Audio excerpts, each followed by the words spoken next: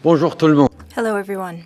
Before I begin, I want to address Hurricane Fiona. Our thoughts are with Puerto Rico and the Dominican Republic as they deal with the aftermath. The storm is expected to make landfall in Atlantic Canada tomorrow morning and could have significant impacts right across the region, including in parts of eastern Quebec. Anyone in these regions should take proper precautions, monitor the latest weather alerts, and be sure to listen to local authorities. Minister Blair and our team of Atlantic MPs with provincial counterparts, the federal government is mobilizing resources to support however needed. So please stay safe. It is a real pleasure and honor to welcome President Yoon to Canada today. We're honored that you've chosen to come to Canada for your first bilateral visit abroad. You and I had the chance to meet in NATO in June, further meet at Her Majesty's funeral, and most recently in the last days at the UN General Assembly. But today, fitting our relationship as two strong Pacific nations. On confronte tous actuellement Global crises right now. Russia's unjustifiable war in Ukraine, inflation, climate change, and it is important to work with our partners throughout the world. That's what we did together at the United Nations earlier this week in several events. And that's what President Yoon and I continue to do today. With global inflation making cost of living a struggle for families all over the world, it's more important than ever that we work together to grow the economy and create jobs, especially good middle-class jobs, including for women, young people, and immigrants. Canada and South Korea have strong trade ties with now 7 years of free trade between our economies through the Canada-Korea Free Trade Agreement. This is creating opportunities for businesses on both sides of the Pacific. Both Canada and South Korea are focused on growing our economies in ways that benefit everyone. Canada and South Korea are working together to create good jobs and clean growth. Canada is well positioned to be a global supplier of clean energy during our transition to a carbon-neutral world. Yoon and I discussed ways to collaborate in a variety of areas, including essential minerals, batteries for electric vehicles, and emerging technologies, including AI. And in this area, we are already seeing results. For example, earlier this year, our government invested in a landmark project between Stellantis and South Korea's LG Energy Solution to build the first large-scale electric vehicle battery manufacturing facility in Canada. Even more opportunities like workers, innovators, and more. Canada and South Korea both have robust innovation ecosystems with strong research and post-secondary ties. We discussed ways that we can collaborate further on the responsible development of artificial intelligence technologies. Collaboration in these entrepreneurial, high-tech, and high-growth sectors will boost Canada's competitive advantage and attract good-paying jobs while it benefits people on both sides of the Pacific. Of course, President Yoon and I also discussed the situation in Ukraine. As two democracies, we firmly condemn Russia's irresponsible and dangerous escalation of its illegal invasion. Les démocraties du monde entier. Democracies around the world continue to stand up to President Putin. We are united in our defense of the rules-based international order. As part of our commitment to upholding peace and the rule of law, Canada deployed the naval ship HMCS Vancouver to begin Operation Neon. This deployment will monitor the UN Security Council sanctions designed to pressure North Korea to abandon its weapons of mass destruction program. At a time of growing conflict and uncertainty, we must remain steadfast in our commitment to nuclear deterrence in the Korean Peninsula and around the world. President Yoon, my friend, the friendship between our countries is a special friendship, forged decades ago through war and continuously upheld by our commitment to peace, stability, and prosperity. 26,000 Canadians served in, and we are grateful for the honor you paid these brave service members in the laying of a wreath at the National War Memorial earlier today. Thank you. Thank you. We also have deep people-to-people ties with over 200,000 Canadians sharing Korean origins. The Korean community is an essential part of the Canadian family. We witnessed this as 8,000 people gathered to mourn the loss of Toronto Police Constable Andrew Hong at his funeral on Wednesday. Next year will mark the 60th anniversary of the establishment of diplomatic ties between Canada and South Korea. Countries will continue to work together for many years to come to defend democracy and the rule of law in the Indo-Pacific region and around the world, and to create jobs and build economies that work for all. Thank you. Merci, mes amis. 감사합니다. President Yoon.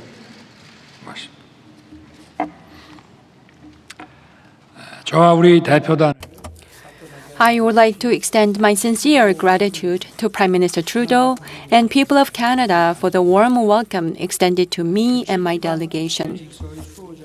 As guardians of the rules-based international order and pivotal states in the Indo-Pacific, the Republic of Korea and Canada, since their establishment of diplomatic ties, have been advancing exemplary partnership.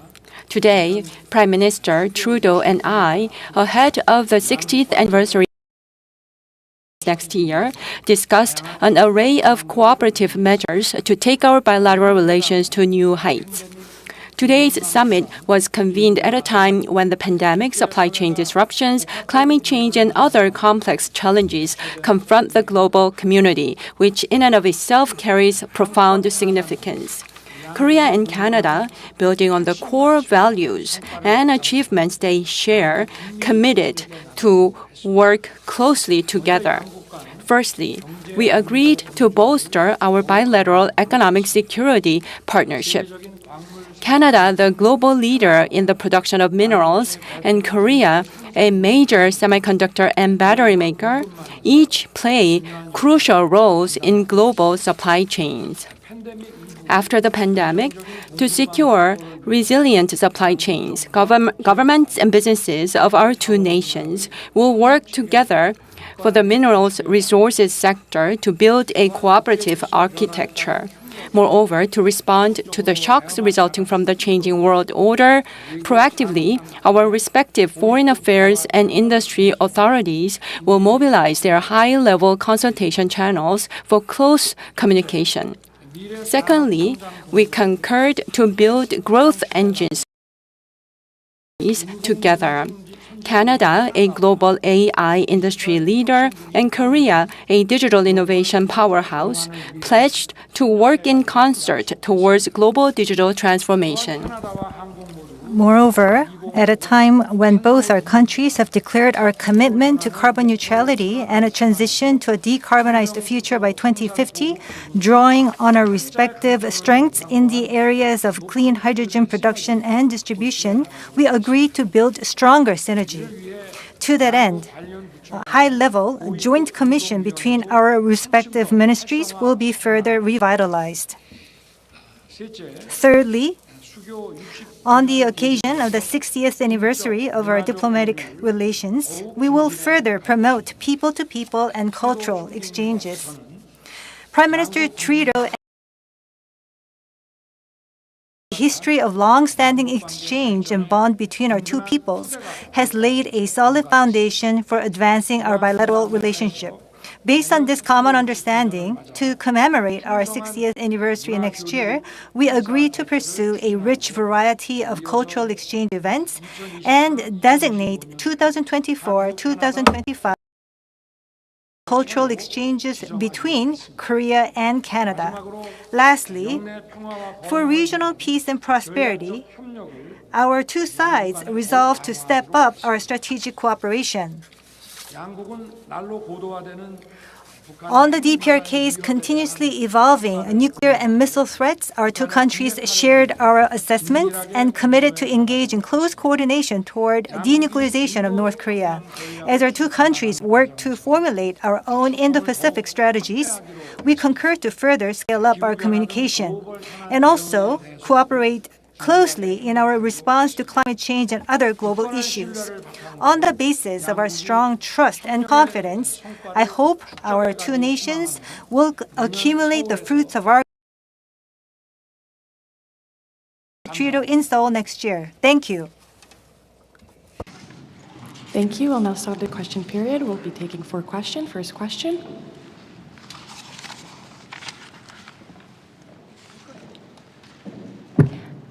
네, 안녕하십니까. 저는 아리랑 TV의 문건영.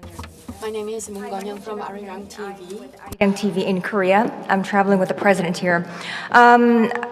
With North Korea having that they will never give up nuclear weapons and basically enshrining a first strike doctrine into law, my question is to you, Prime Minister Trudeau. I'm aware that Canada, with its Operation Neon program as well, is working for the nuclear deterrence of the world and in the region.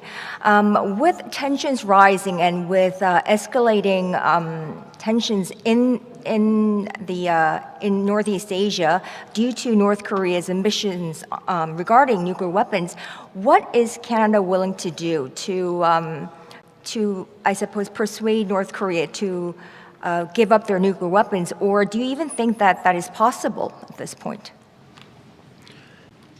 Thank you for your question.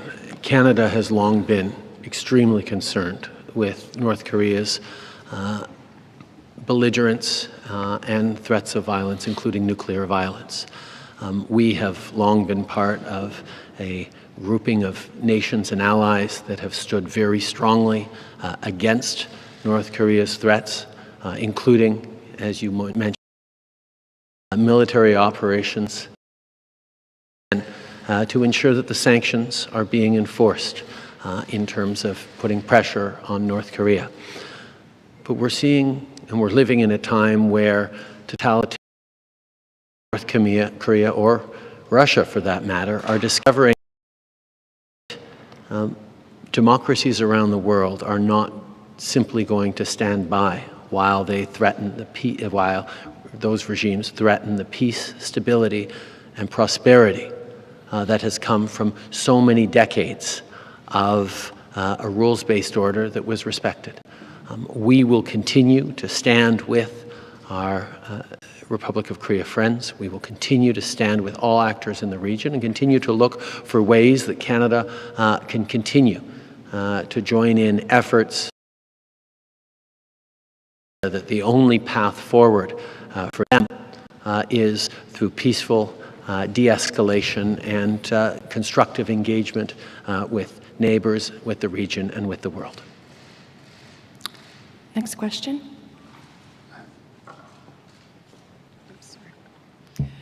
Good afternoon, Tonda McCharles with the Toronto Star. Prime Minister, today you appointed a career diplomat as the new Chinese ambassador, and you've signaled that a new and broader Indo-Pacific strategy is coming, but not a China-specific policy.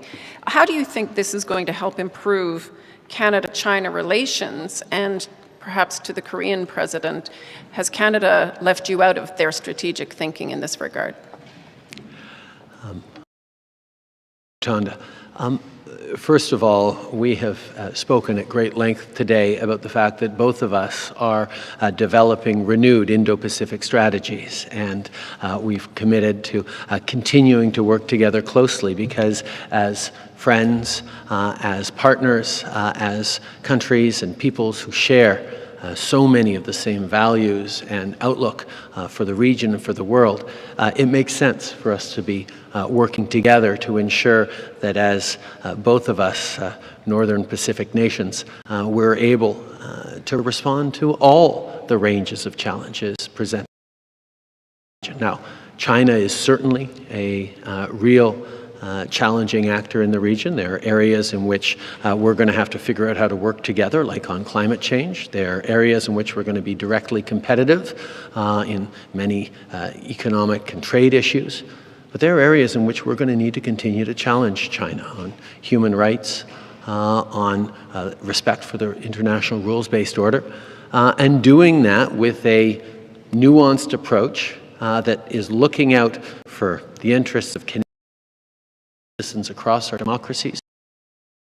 I think for too long, China and other autocracies have been able to play off neighbors and friends against each other by offering, bits of access to their market for this product from this country, but not from the others. Is now where we actually look to coordinate strategically on expecting from all of our trading partners for a level of environmental responsibility in their goods and their services and their actions, a high level of labor standards. So it doesn't need to be aimed at any particular country. We're going to do more work with like-minded partners who are protecting our planet, protecting the well-being of future generations, standing up for human rights and the rights of workers, well, then naturally we get to do an awful lot more.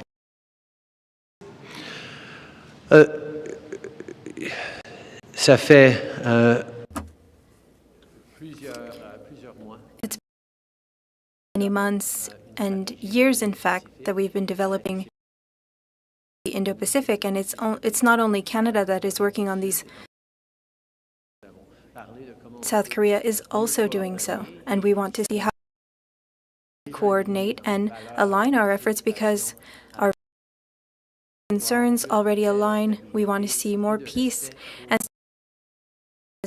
respect for international rules in the region. And so we will continue to work together. And we need to recognize, or rather, totalitarian companies are not service providers that meet our expectations for the protection of the environment, for labor laws, for human rights. And we can be partners, great economic partners, without having to depend on totalitarian regimes such as China or others. We will have to work with China on certain issues like climate change. We will have to compete with China for certain issues, but we will also need to work with them on the respect of human rights, and we will always do so. My follow-up is actually regarding, we've heard this week many leaks and speculation about what you and your government are going to do on border measures. And dollar industry, a lot of questions being asked. Why can't you be clear about what border measures are going to be lifted, and will mask mandates be a part of that? Every step of the way through the pandemic, and now, Canada has listened to science, spoken with experts, taken our responsibilities extremely seriously to keep Canadians safe and to make sure we're protecting our economic well-being and building for a stronger future. We will continue to be informed by science on all those decisions. I assure you, when we have an announcement to make, we let the media know first off. Okay. Throughout this pandemic, we have always based our measures on science and the recommendations from the public health experts, and we will continue to do so because our priority is always to protect the well-being and health of Canadians and our economic well-being as well. I can assure you that as soon as we have an announcement to make, we will. 연합뉴스 한지훈 기자입니다. My name is Han Ji-yoon from Yonhap News. My question goes to President Yoon. I have two questions.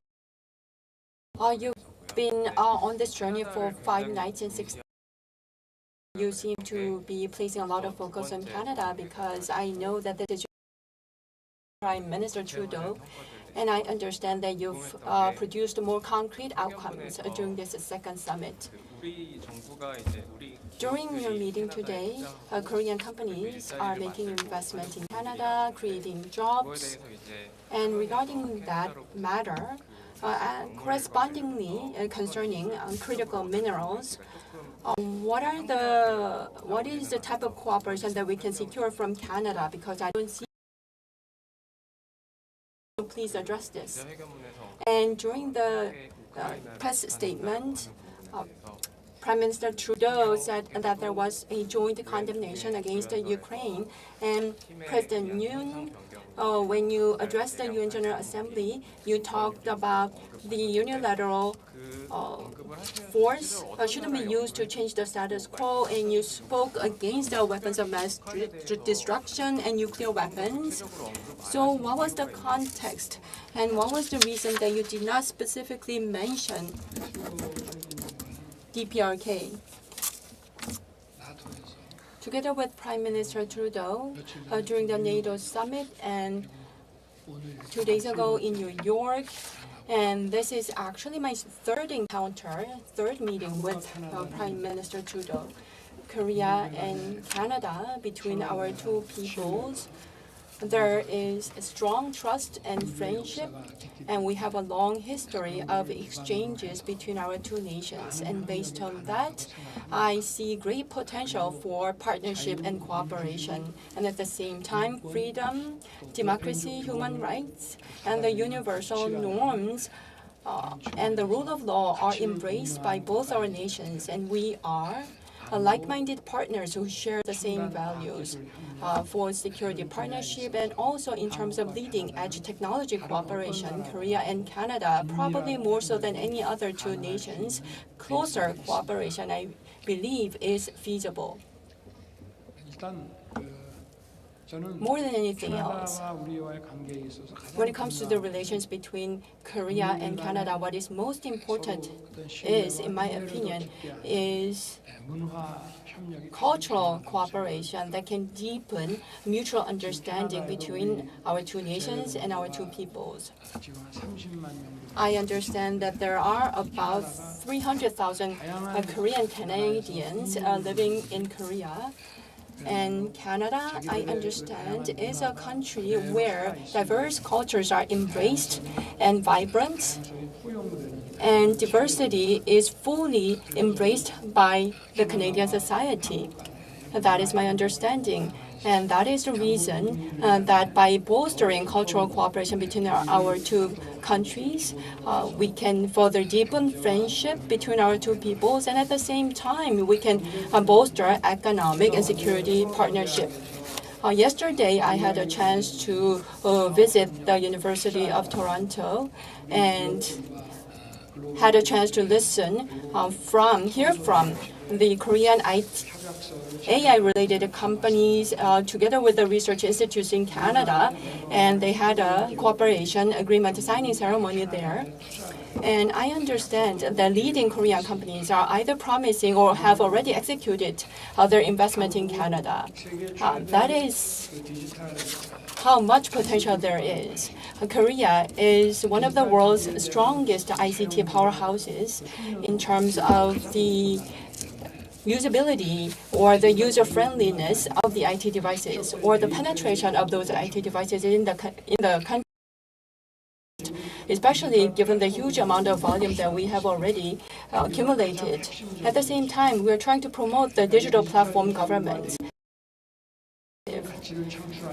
For this data and IT devices to be able to generate greater value added, they should be turned into a platform. And what is most important in that process is the AI technology with cooperation with Canada.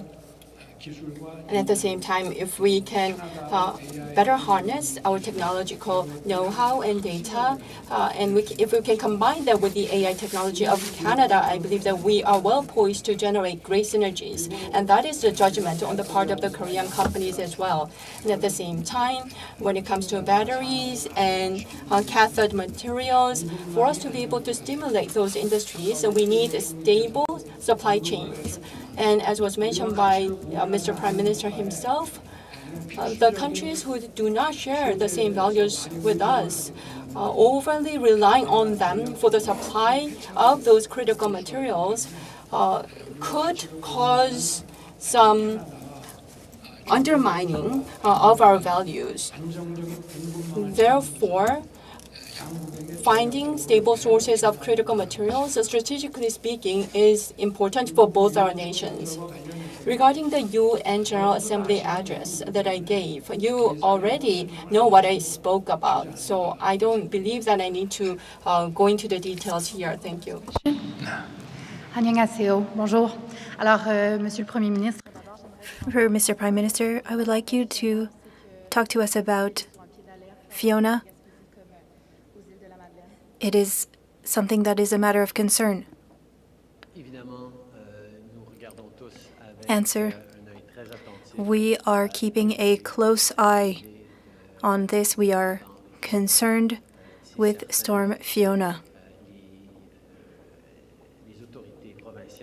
The provincial authorities have the resources, but the federal government is there to assist in offering the necessary supports. Minister Blair communicating with the different authorities, and we will be there to help people. But in the meantime, we are asking everyone to be safe and to listen to public health advice and to stay 24 hours. Obviously, we were watching very carefully the imminent landfall of Hurricane Fiona. Blair has been directly in contact with his counterparts in all the different provinces that could potentially be affected. We know that the provinces have tremendous resources to support and prepare for this, but it's going to be a bad one. And that's why the federal government, as we always are, will be there with support and resources. Of course, hope there won't be feel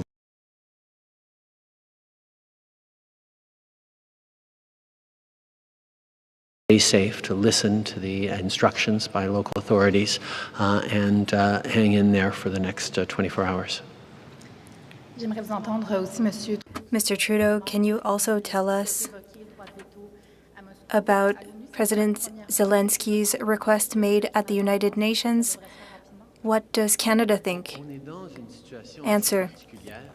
The situation is quite particular. One of the countries responsible for creating the United Nations and who is a part of this Security Council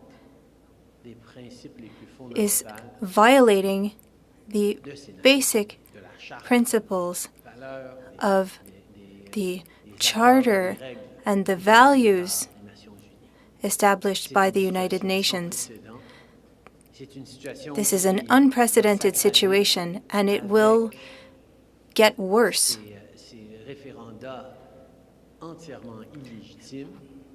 It is illegitimate what Russia is doing in Ukraine.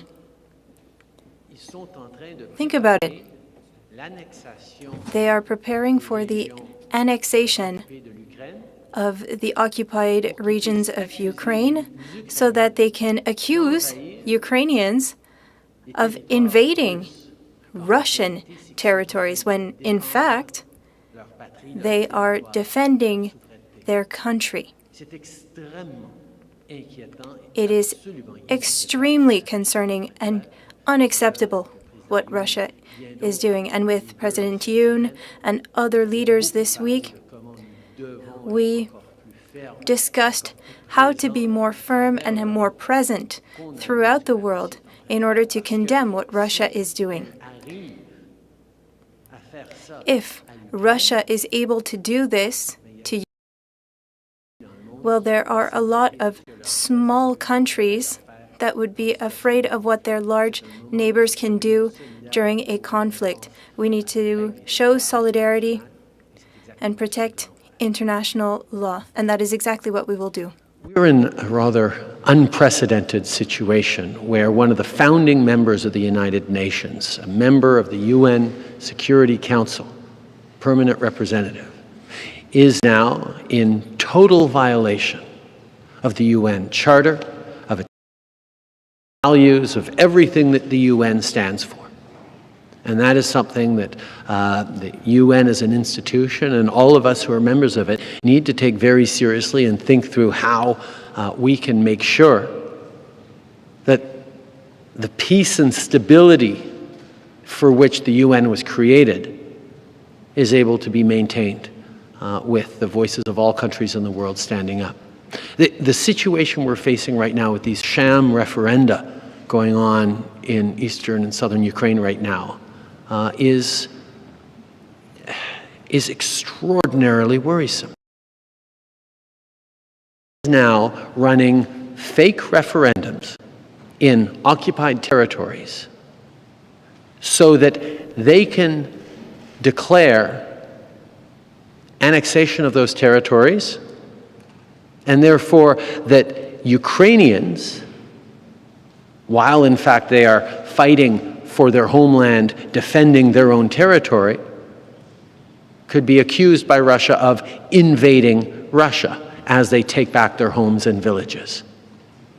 The repercussions of this and the concern that countries around the world should feel at this flagrant violation of all the principles and rules around international law is something that we spoke about, something that we've spoken about extensively at the UN this week, and that countries around the world are standing up against, because the concern that just about any country has that their neighbors could try a similar something, particularly in vulnerable parts of the world, is very real for all of us. So the world needs to stand together in solidarity with Ukraine and for the principles that underpin all of our democracies.